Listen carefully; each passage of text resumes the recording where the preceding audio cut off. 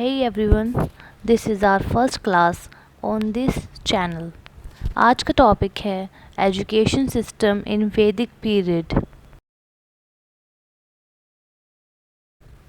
वैदिक पीरियड का टाइम था 2500 से 500 BC।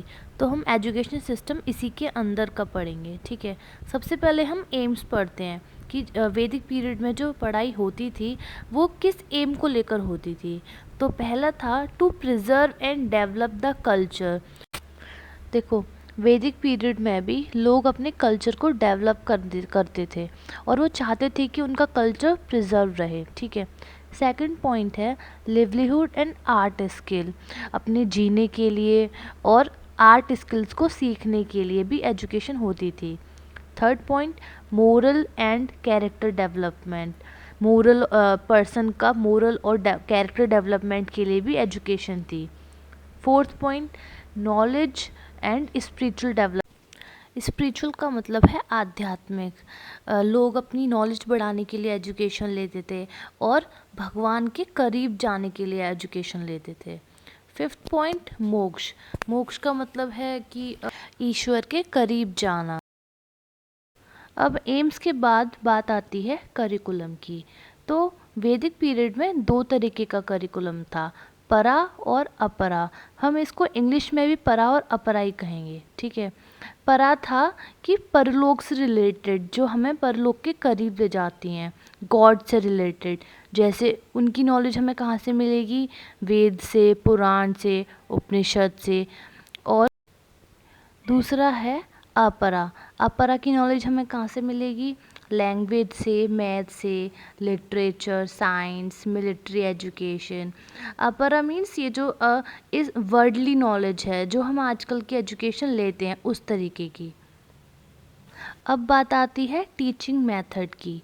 जैसे आजकल लेक्चर मेथड होते हैं, टीचर हमें पढ़ाता है, क्वेश्चन आंसर करता है, उसी तरह वैदिक पीरियड में किस तरीके की मेथड थे?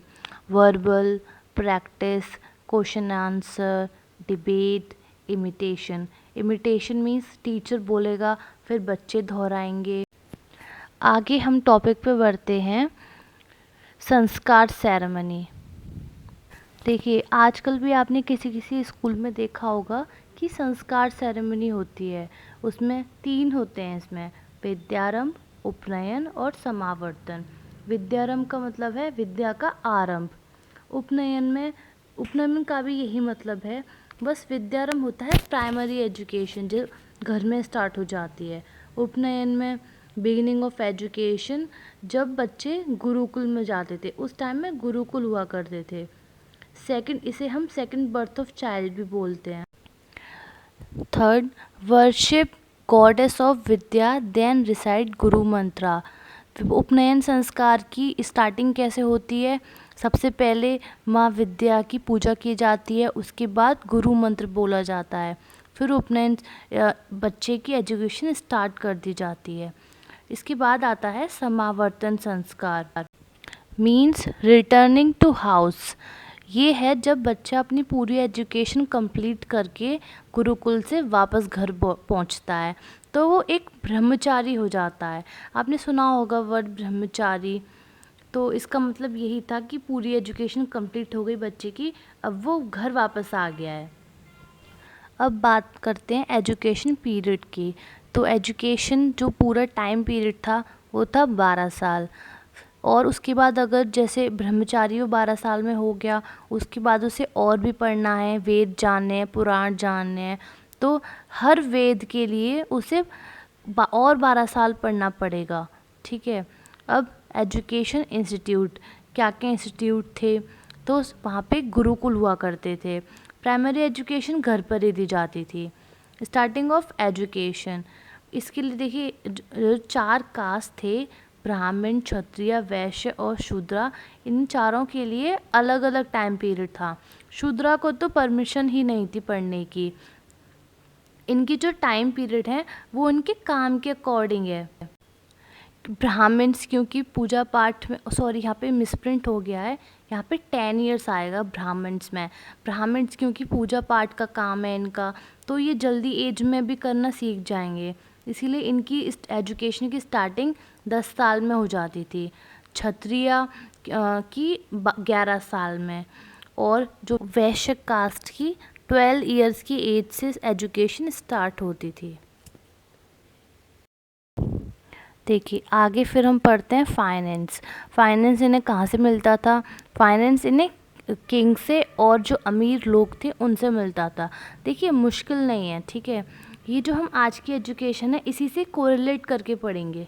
जैसे आज के टाइम में ट्रस्टीज़ होते हैं, गवर्नमेंट देती है, ऐसे उस टाइम में किंग्स और रिच पर्सन देते थे।